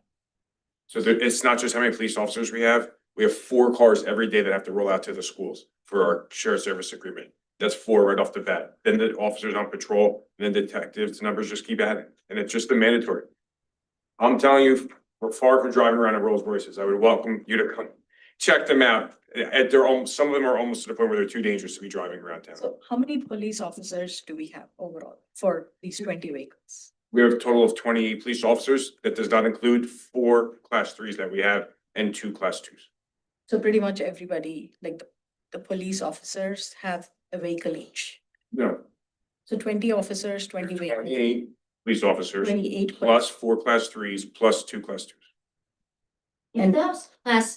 If those officers need those vehicles to go to the schools, should the schools help finance those cars or we finance them 100%? No, those are paid by us. That's how the law was written. So when I'm just checking. yeah, that's What how, law was written?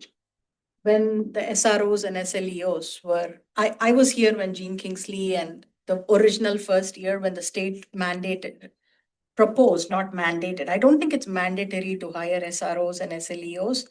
The state said you could get SROs and SLEOs. And they were going to be hired by the police department and they would be sent over to the school. So this was not included. And I spoke. No, the with them. councilwoman's question, I believe, was about the vehicles. Yeah. Vehicles. There's no law that requires a vehicle to my knowledge. Yeah, there's no law that requires mandatory SROs and SLEOs, so.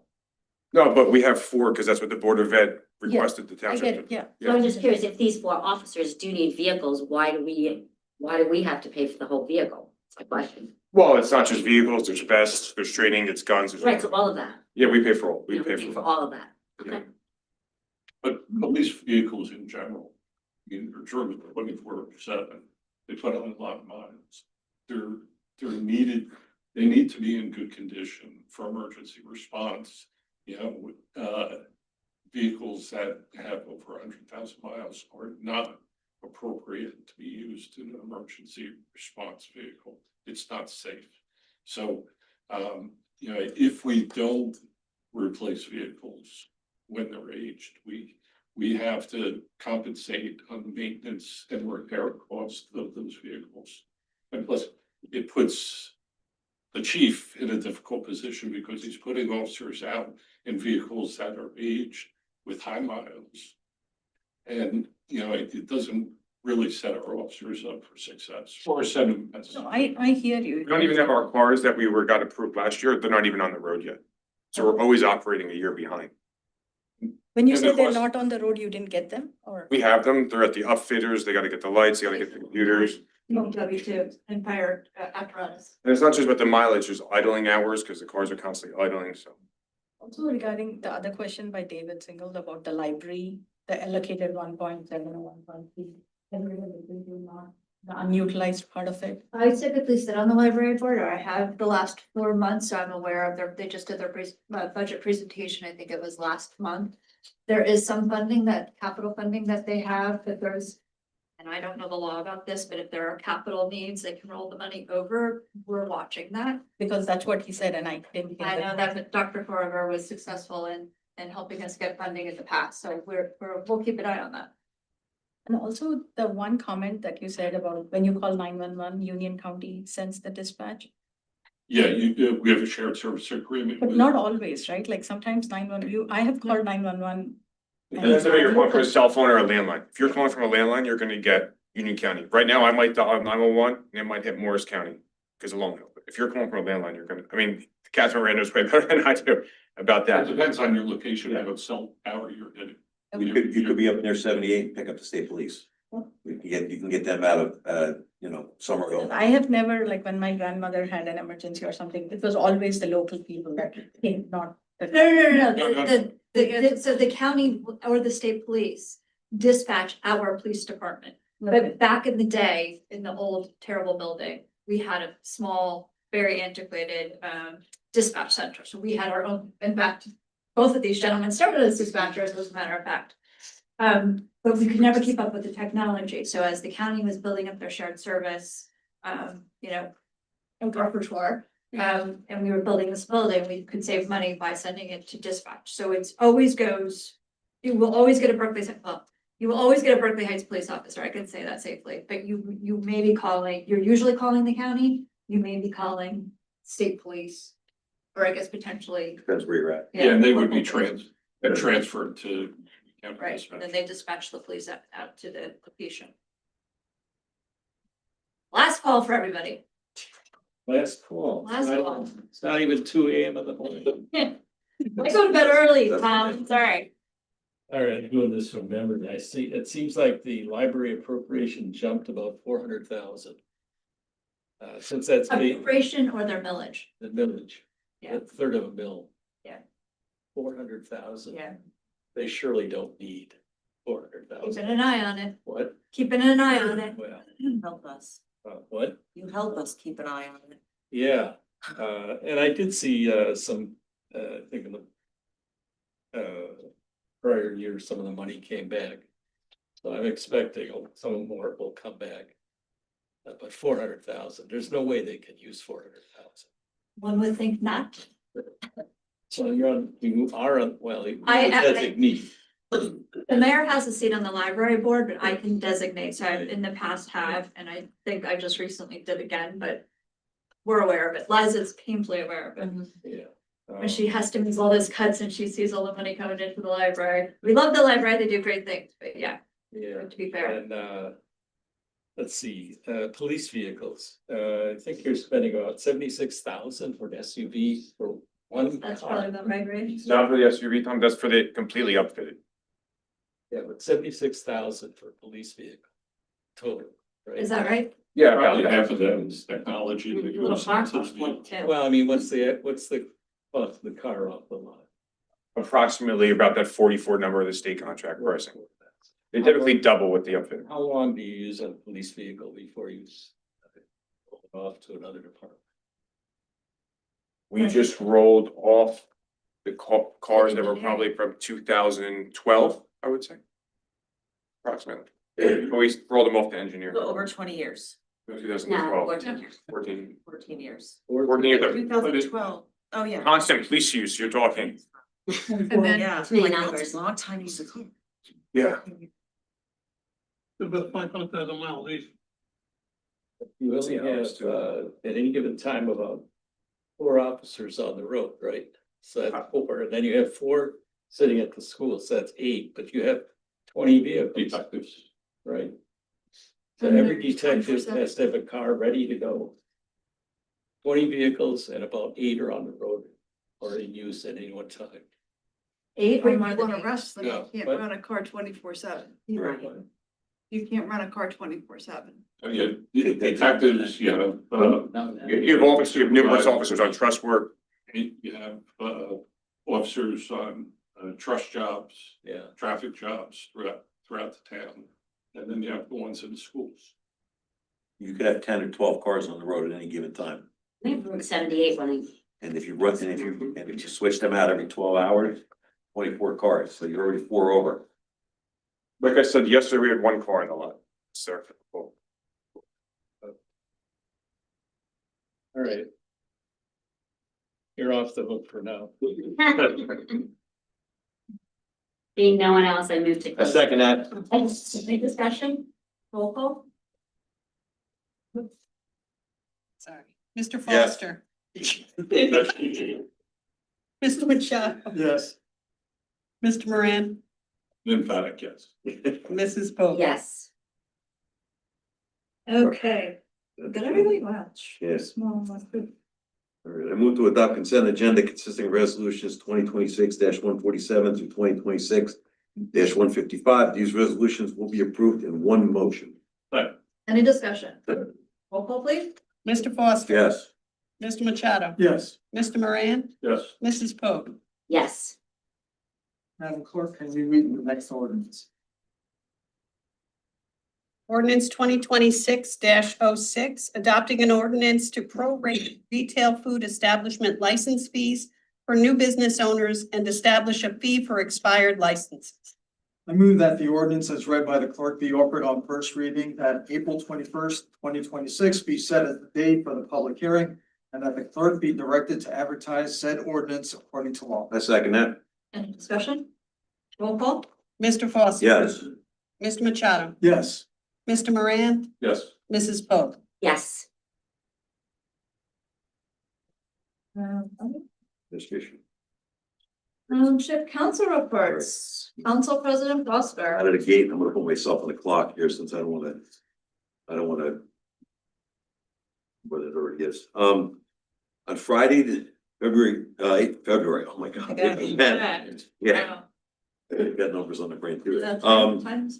2026 Highlander Band Basket Raffle will be up at the high school. Doors open at 6:30, drawings at 8:30. Entrance fee is $15, includes one block of 15 tickets and a door prize ticket. Reach out to gmail.com. They have over 125 baskets full of great prizes, including electronics, lottery tickets, designer handbags, theater tickets, gift cards, etc. So come on out and support the band. I just want to point out that this month is Autism Awareness Month.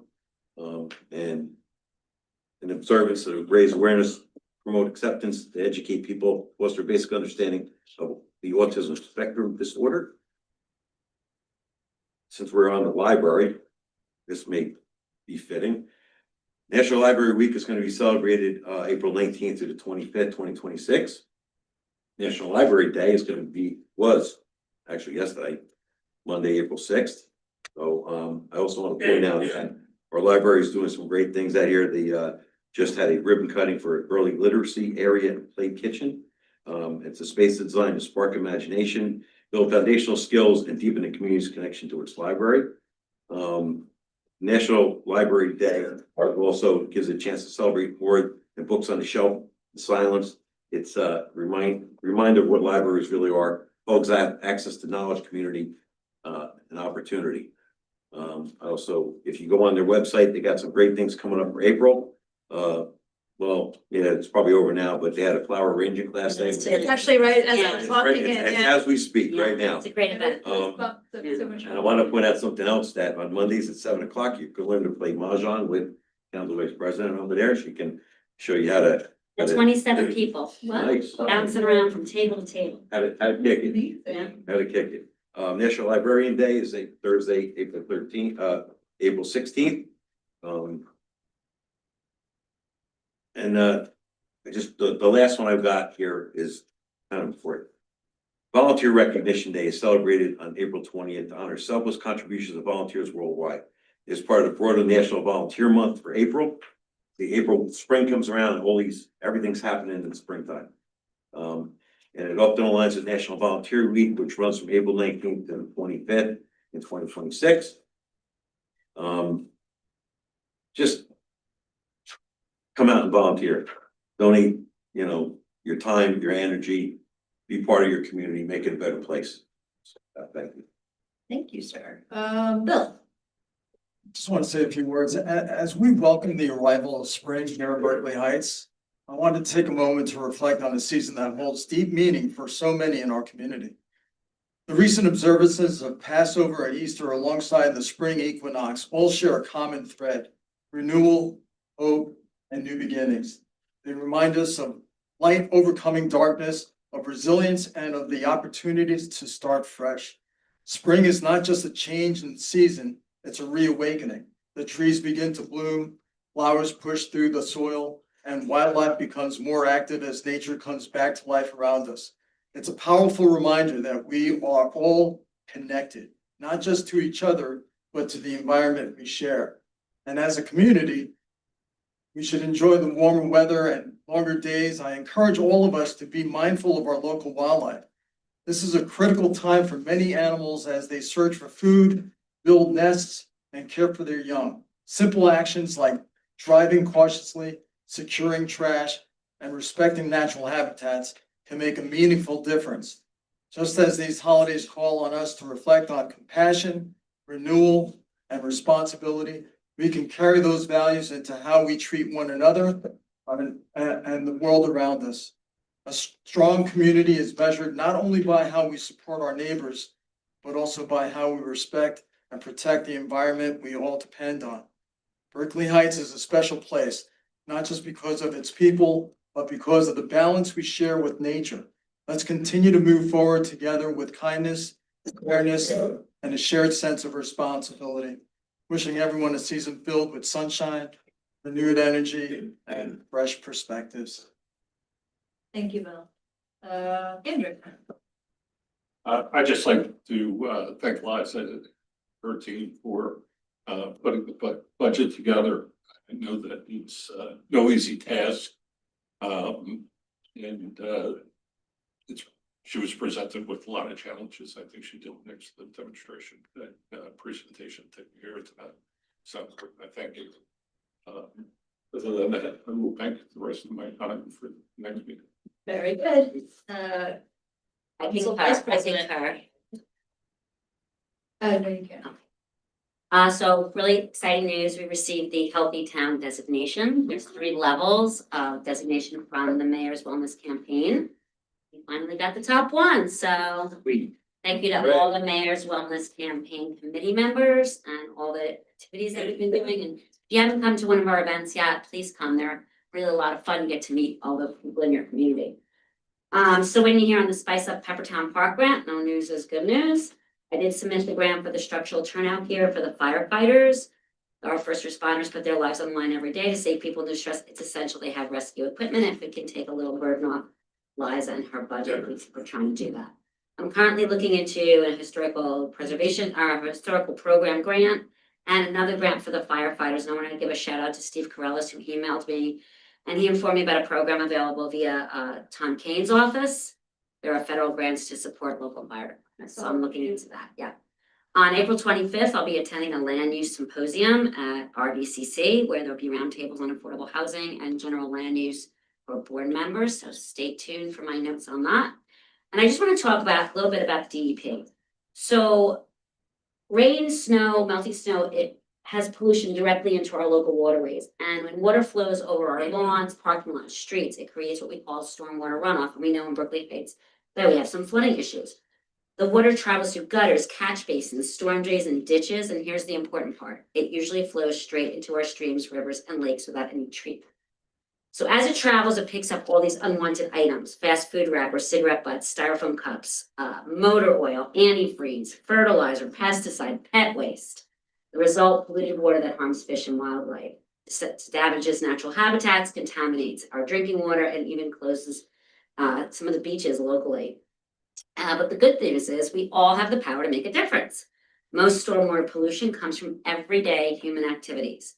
Whatever we put on the ground or into storm drains finds its way into our water. It means each of us has an important role in keeping these contaminants out. The quality of our water depends on the choices we make every day. So simple things you could do. We all know reduce, reuse, recycle, but be a good neighbor. If you see trash or litter on your property and dispose of it, you're helping your community. If you're out and about, always use your public trash cans. Protect our storm drains. Never, ever, ever throw litter or debris directly into storm drains. And this also means leaves. Do not rake your leaves into storm drains. That's not where they go.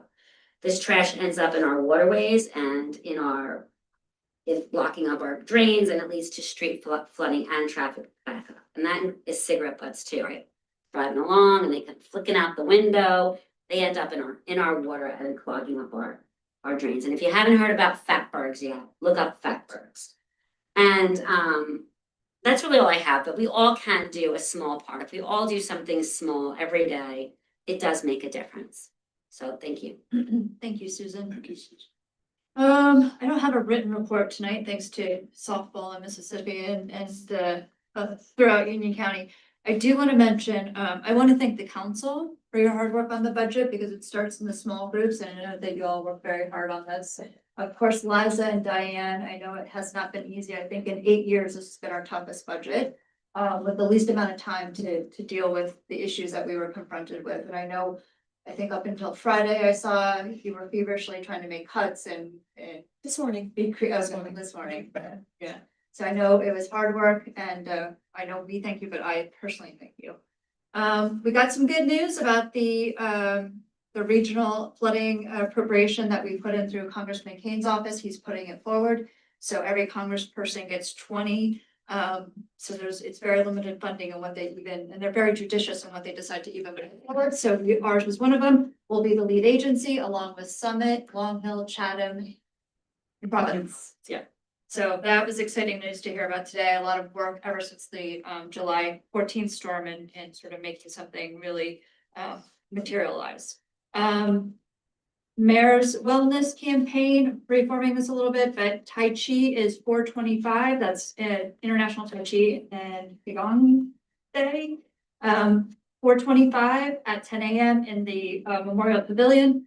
This will be our fourth or fifth year of doing this. So it's always a great event. We get a lot of older adults that come out for that one. So join us. It's a nice, just a half an hour. It's really nice. We're going to do a Rainworks event in partnership with the library. And what that will be is there'll be inspirational stencils with special paint that will spray on sidewalks. And when it rains, you'll see the inspirational message. So only when it rains. So that would be a nice event going into Mental Health Awareness Month for May. And finally, book club is at Delicious Heights at 7 p.m. this Thursday. We are reading or have read Meditations for Mortals. Next Thursday. You sure? It's the second Thursday of the month. Yeah, this is the first. I'm pretty sure it's next Thursday. Second and the this is the second Thursday. I don't know. I thought it said. You better get reading that 15th. book. Yeah. Meditation for Mortals. It's a short book. It's like a daily, 4 or 5 pages. And it sounds like an intimidating title, but it's actually a great read. And the author is British, very, very witty, very funny writing. Even if you can't join us for book club, go ahead and read that book because it's great. Are we sure that this is the second Thursday? Okay. I guess Maybe because of spring break, Maybe. changed things. Okay. All right, so I'm not crazy, all right. All right, it's the 16th. Go to Delicious Heights anyway. On the Every Thursday. 16th, every Thursday. Yeah. Patronize Delicious Heights, we should. All right, that's all I have for tonight. Liza?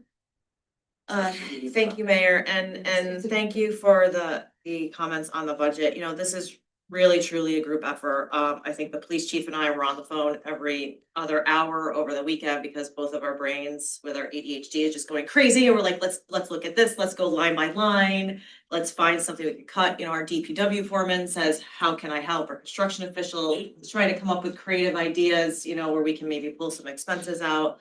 So it really is a group effort. And just a note on capital, I can only speak for the 8 years I've been here, but there has never once been a capital item on any budget I have presented to council that is not needed. In fact, we need at least triple of what is on our capital budget in any given year. When we put off important items year after year, it leads to budget disaster. This is what we've been trying to slowly but surely dig ourselves out of over the past few years. When you put off necessary infrastructure, when I say infrastructure, I mean investing in our vehicle fleet, roads, it comes to a disaster point where all of a sudden it's catastrophe and you're having to borrow millions of dollars more to just make up for that catastrophe. So you have to invest as you go. So this is what we were trying to do. This is what the purpose of the capital improvement plan is. There is a caveat on the budget document, the capital improvement plan, some of those items, some of those numbers are placeholders. And we revisit that capital improvement plan year after year, but at least triple, our needs are at least triple of what we actually ask for in any given year. Our spring chipping program started this week. I know there's been some growing pains, so to speak, with the new rules, but we had to scale the program differently to continue it at all this year, given that we're also increasing preparations for rainy season, getting the street sweeper out more, cleaning and repairing more storm drains, clearing streams. Already this week, this approach is proving to be more efficient, but we are collecting observations and feedback from residents and we'll consider it going forward. So I thank all the residents for your patience. Again, bulk pickup begins May 4th. We're moving forward with our grant application, I mentioned before, for $4 million through the New Jersey Water Vapor Sewer projects. And then we have various grant applications in the works. I think the 250th anniversary for Littell Lord, pedestrian safety, some fire equipment and some other things. This is grant season right now, so there'll be some more probably resolutions coming before council authorizing us to apply for these grants. That's it, thank you. And thank you as always to council for being supportive of our budget efforts. We did, yes, in the small group, we take all your feedback, we make revisions as necessary. So it really is a full team effort, so thank you. Thank you, and thank you everybody for your township reports now for the long resolution. Just accept and approve. No, it's a- What we used to do. we've done everything right now. Here we go. Whereas the provision of the Oklahoma Act NJSA 10:4-1 at SEC expressly provided the public body be moved into executive session and exclude the public from that portion of the meeting in which the public body discusses any of the 9 set areas in NJSA 10:4-12B. And whereas the Township Council of the Township of Berkeley Heights has determined it necessary to move into executive session to discuss the following subjects, which are included in the aforesaid exceptions: contract negotiations, 3 acres, potential litigation. Now therefore be resolved by the Township Council of the Township of Berkeley Heights that it does hereby move into executive session pursuant to NJSA 10:4-12B to discuss the aforesaid matters. And it is further resolved that the aforesaid discussions shall be made public either at the public meeting following said executive session or at any such time as any litigated or personnel matters are concluded or upon conclusion of any negotiations or related discussions or as otherwise specified. And is further resolved, this resolution shall take effect pursuant to law. Have a second? Second. Any discussion? Roll call. Mr. Foster. Yes. Mr. Machado. Yes. Mr. Moran. Yes. Mrs. Pope. Yes. Okay, we will now go into executive session. We will take no further legislative action when we return other than to adjourn the meeting. Thank you.